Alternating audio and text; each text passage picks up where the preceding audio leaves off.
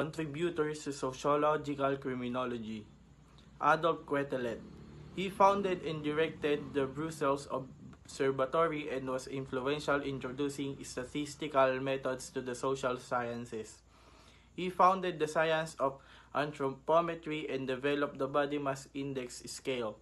Quetelet was an influential figure in criminology. Along with Andre Michel Guerry, he helped establish the Cartographic School and Positivist School of Criminology, which made extensive use of statistical techniques. Number 2. Rawson W. Rawson. He utilized crime statistics to suggest a link between population density and crime rates, with crowded cities creating an environment conducive for crime. Joseph Fletcher and Jan Gleid also presented papers to the Statistical Society of London on their studies of crime and its distribution. Si Rawson W. Rawson, kumbaga, ay siya yung nag-utilize ng statistics to suggest link between population density and crime rates para mabawasan yung crime sa mga crowded cities. Number 3. Henry Mayhew. He used empirical methods and ethnographic approach to address social questions and poverty in London, which was based from his research entitled London Labor and the London Poor.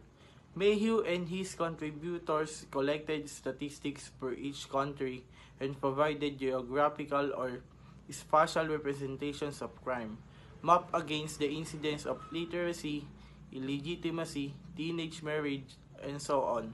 Mayhew propounded the idea that a criminal class or several criminal classes existed. Number 4. Emil Durkheim. He viewed crime as an inevitable aspect of society, with an even distribution of wealth and other differences among people. His concept led to the development of anomie theory. One line of Durkheim's thinking then is on the societal response to crime. It is about law, punishment, and the meanings of criminality, as these reflect the social and cultural life within they are embedded. Durkheim's second contribution was to explain crime and deviance rather than social responses to this. Number 5. Willem Adrian Bonger. He believed in causal link between crime and economic and social conditions. He asserted that crime is social in origin and a normal response to prevailing cultural. Bonger criticized the biologically oriented theories of criminality that were dominant in his day and propagated a sociological point of view. In his work, he also used sociological analysis. Noong 1921, siya yung kauna-unahang humawak ng Dutch University Chair in Sociology and Criminology. Good morning everyone. Chapter 2. Sociological Criminology. Sociological Criminology. Ito yung nai-impluensyahan yung isang tao base sa mundong ginagalawan niya sa mga taong nakakasalamuhan niya para maging isang kriminal. Who is sociologist? Charles K. Wariner. Doktor siya ng mga may sakit sa utak. What is perspective of sociological on crime? Crime is a consequence of defective social negotiation and deviation of norms. According to the sociologic theories, crime may be regarded as an instrument of formal social control whereby an organized effort is made to regulate certain areas of human social behavior. What is social learning theory? Ang social learning theory ng krimen ay nagsasaad ng aktibidad ng kriminal ay isang natutunang pag-uugali. Ang theoryng ito ay nangangatwiran na ang isang tao ay malamang na masangkot sa krimen na aktibidad kung sila ay kapaligiran ng iba pang sangkot sa krimen pag-uugali. Ang argumentong ito ay isang taong nakikipag-ugnayan sa kriminal ay gagayahin ang pag-uugali ng mga tao. Halimbawa, Si Dave at si Pedro. Si Pedro gustong magnakaw dahil sa pakikipag-ugnayan ni Dave kay Pedro at sa pag-uugali ni Pedro. Dahil doon nakagawa si Dave ng krimen.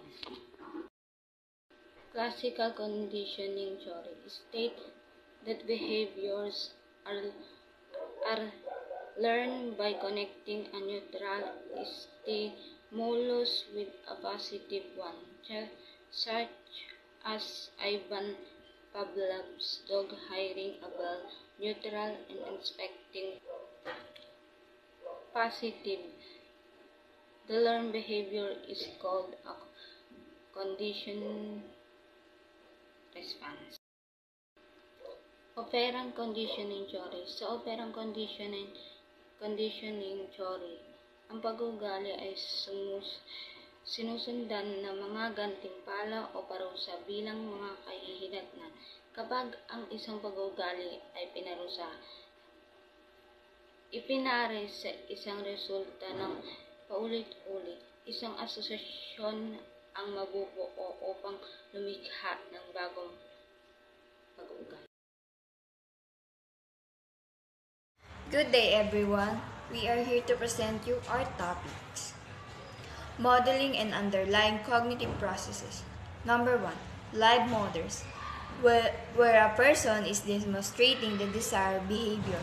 Ito yung mga tao, kung ano yung pinapakita sa'yo, kung ano ang ginagawa niya sa'yo, kung paano kanya kausapin, paano siya mag-demonstrate ng mga sasabihin niya sa'yo, kung totoo ba yun o hindi.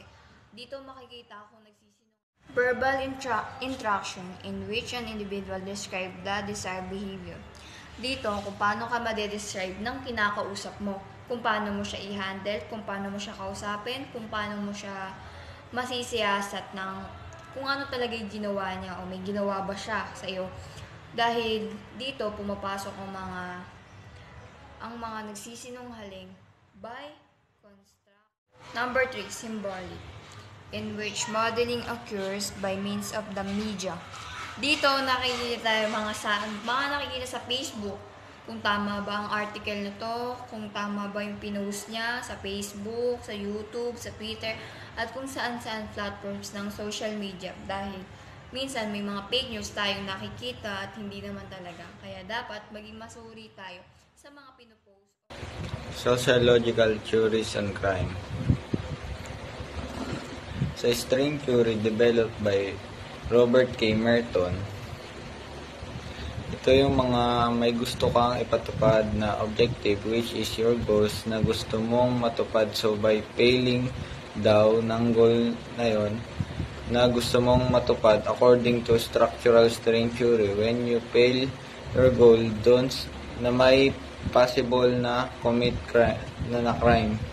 Dahil sa di mo nga natupad yung goal mo, parang na-frustrate ka by means of failure. Siyempre, kahit sa exam, imbes na gawin mo yung best mo kung ano yung pang sinasabi mo about sa teaching ng teacher nyo. So, yun lang yun. Number 2. In leveling theory, so merong idea dito na pumapasok kung saan daw ang isang individual ay makakakomit ng crime. So, ayun. A. Explanation in criminality. Ang mga loners or punk ethics daw ay possible na makakomit ng crime. B. Explanation. Inaangkop nila ang level na pamamagitan ng exhibit sa pagkilos ng pag-uugali at sa loobin na nag-uugnay sa level. Leveling theory, ang pinaparating nito is ang criminality ay panlipunang binubuo sa pamamagitan ng reaksyon sa halip at aksyon. Sa madaling salita, ayon sa teoryang ito, walang pag-ugali ang likas na kriminal sa sarili nito. Sa halip, ito ay mga reaksyon ng pag-uugali na ang kinalalabasan ng criminality. Social control theory. Ito ay developed by Travis Hershey. According to this theory naman, is parang mas iniisip niya yung iniisip ng ibang tao sa mga act or move niya or mga expectation ng tao para sa kanya. So dito is possible na makakommit siya ng crime by not socializing. So for example, yung mga introvert na tatahimik lang pero agupit kung magalit sila. Socialization is mahalaga ito sa atin. 4 types of control. Direct. This control is done by way of punishment or reward. Punishment shall be applied to wrongdoing will compliance. Good behavior shall be rewarded by parents, family, and authority figures. Number 2. Indirect. This control states that a person refraining from doing any criminal activity or violence penal law because she is surprised or prevented by his her conscience or superego. C. Internal discontrol state that a person doesn't not commit crime because the possible disappointment that crime may cause to his her parents and other with whom she has close relationship. D. It control through need satisfaction. This control state that if all of an individual's needs are met, there is no point in criminal activity.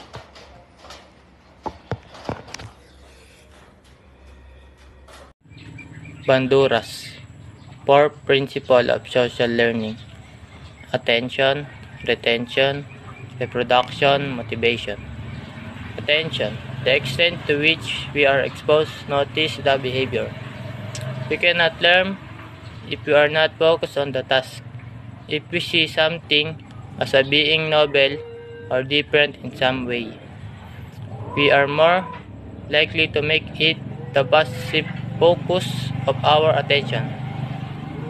Social context help to reinforce this perception. Retention. How well the behavior is remembered.